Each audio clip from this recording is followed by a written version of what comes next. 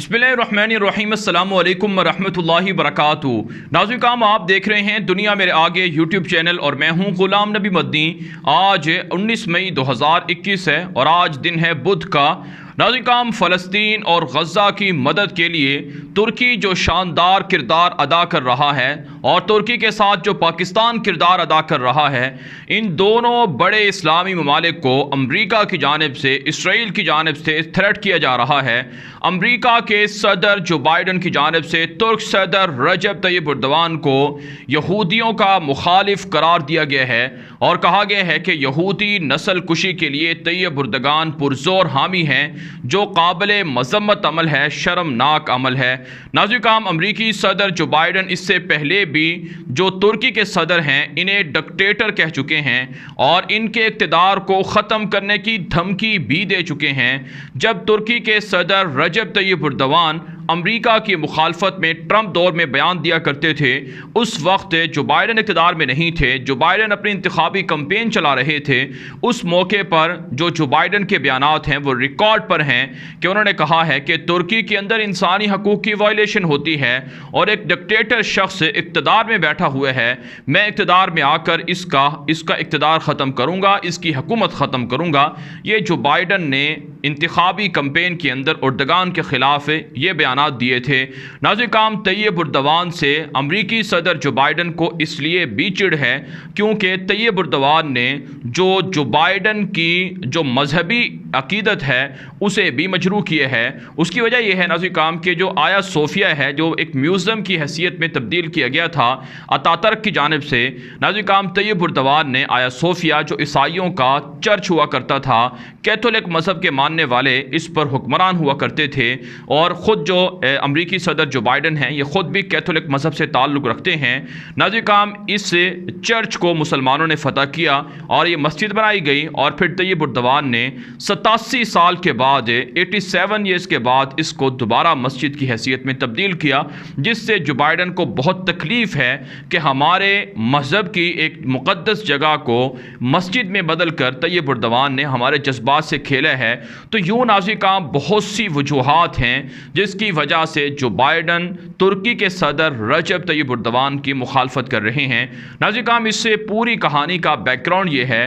कि आज चूँकि 10वां रोज़ है, फ़लस्तीन के अंदर गज़ा के अंदर इसराइल बमबारी कर रहा है, निहत्ते शहरियों को शहीद कर रहा है। वक्फ़े से गज़ा के निहत्ते मुसलमान बमबारी की ज़द में आकर ना सिर्फ मलबे तले दब रहे हैं बल्कि उनके मकानात और उनकी अमलाक को भी नुकसान हो रहा है। तो तैयब एर्दोगान वाहिद इस्लामी लीडर हैं जो पूरी उम्मत मुस्लिमा के अंदर उम्मत मुस्लिमा को लीड कर रहे हैं और इसराइल के ख़िलाफ़ बढ़ चढ़ कर जो बयानात हैं वो भी दे रहे हैं और इसराइल के ख़िलाफ़ जो प्लान है यहूदियों के मस्जिद अक़सा को गिराने के, उन मंसूबों को रोकने के लिए एर्दोगान मुतबादिल मंसूबे दुनिया के सामने पेश कर रहे हैं। तो ये सारी चीज़ें यहूदियों को हज़म नहीं है, अमरीका को हज़म नहीं है। यहाँ तक कि नाज़रीन काम तैयब एर्दोगान ने ये जो बयान दिया है कि 3 बड़े मज़ाहिब की मुत्तफ़िका फ़ोर्स होनी चाहिए जो यरूशलेम को, बैतुल मुक़द्दस को कंट्रोल करे, जिसमें मुसलमानों की नुमाइंदगी हो, ईसाइयों की नुमाइंदगी हो और यहूदियों की भी नुमाइंदगी हो।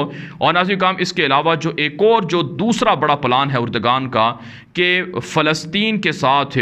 तुर्की बिल्कुल वैसा ही मुआहिदा करे जैसा मुआहिदा लीबिया के साथ किया है, यानी समंदरी मुआहिदा करके जो फ़लस्तीन की प्रोटेक्शन है, सरहदों की हिफाजत है, वो तुर्की की फ़ौजों के पास चली जाए और तुर्की की फ़ौजें फ़लस्तीन के अंदर फ़ौजी अड्डे बना सकें, तामीराती काम कर सकें, वहाँ की फ़ौज को ट्रेन कर सकें, उन्हें ड्रोन तैयारे दे सकें, उन्हें मिसाइल दे सकें, उन्हें जंगी जहाज़ दे सकें, जिस तरह से लीबिया के अंदर तुर्की ने किया है। और आज लीबिया की सूरत हाल ये है नाज़रीन काम के 3-4 साल से जो तुर्की की फ़ौजें वहाँ मौजूद हैं उसकी वजह से यूरोप के अज़ाइम पूरे नहीं हुए, लीबिया तकसीम नहीं हुआ। लीबिया के अंदर जो यूरोप वहाँ के पेट्रोल को लूटना चाहता था, ये सारी चीज़ें लीबिया के अंदर यूरोप नहीं कर सका है, अमेरिका नहीं कर सका है। अब एर्दोगान का ये जो प्लान है कि फ़लस्तीन के साथ ये मुआहिदा किया जाए ताकि फ़लस्तीन को भी फ़ायदा हो और मुसलमानों का जो क़िबला अव्वल है वो भी महफूज रह सके। इससे नाज़रीन काम यहूदियों को भी तकलीफ़ है, इसराइल को भी तकलीफ़ है और अमरीका को भी तकलीफ़ है,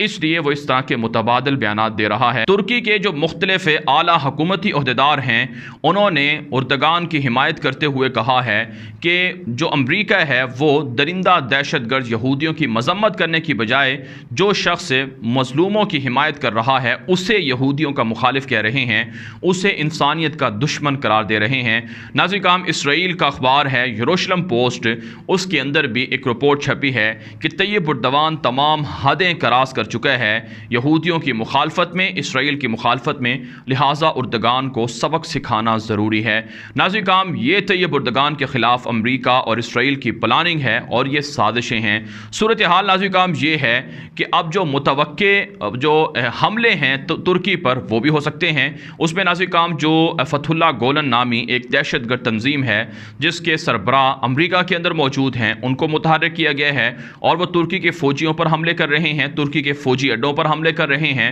یہاں تک کہ جو اب تازہ خبریں ہمارے پاس آ رہی ہیں کہ گزشتہ 24 گھنٹے میں ترکی کے اندر داعش، فتح اللہ گولن اور PK کے نامی جو کرد باغیوں کی مسلح تنظیم ہے اس کے 20 سے زائد افراد کو گرفتار کیا گیا ہے، جس کا مطلب یہ ہے کہ امریکہ، اسرائیل یہ بدلہ لینا چاہ رہے ہیں اردگان سے، بدامنی پیدا کر کے، لیکن طیب اردگان کی خفیہ فورسز اور خفیہ ادارے انتہائی ایکٹیو ہیں، وہ ان سازشوں کو ناکام بنا رہے ہیں۔ ناظرین کرام، جو ایک اور بڑی ڈیولپمنٹ سامنے آ رہی ہے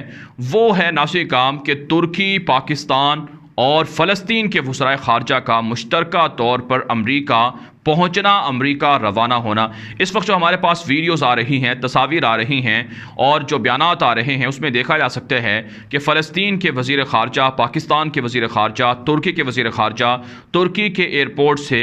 اکٹھے ہو کر روانہ ہو رہے ہیں اور یہ اکٹھے ہو کر امریکہ پہنچ رہے ہیں، جہاں امریکہ کے اندر کل جو جنرل اسمبلی کا اجلاس ہے وہ شیڈول ہے، جو فلسطین کے حوالے سے شیڈول ہے۔ ناظرین کرام، پاکستان ترکی کی مدد سے ایک پوری عالمی کمپین چلائے ہوئے ہے۔ آپ جانتے ہیں ترکی ایک بڑا اسلامی ملک ہے جس کے مختلف ممالک کے ساتھ بہت اچھے قریبی رابطے ہیں، اور ترکی کے جن عرب ریاستوں کے ساتھ اختلافات تھے، پاکستان ان عرب ریاستوں کے ساتھ ترکی کے تعلقات بنا رہا ہے، اختلافات کو ختم کروا رہا ہے۔ تو پاکستان چائنا کے ساتھ، رشیا کے ساتھ رابطے میں ہے، ترکی بھی چائنا اور رشیا کے ساتھ رابطے میں ہے، اور یورپ کے بیشتر ممالک بھی ترکی کے حامی ہیں، جس سے پاکستان اور ترکی دونوں کا بیانیہ مضبوط ہو رہا ہے۔ اور یوں ناظرین کرام، کل جو جنرل اسمبلی کا اجلاس ہو رہا ہے اس کے اندر پاکستان، ترکی فلسطین کے حق میں بڑے بڑے جو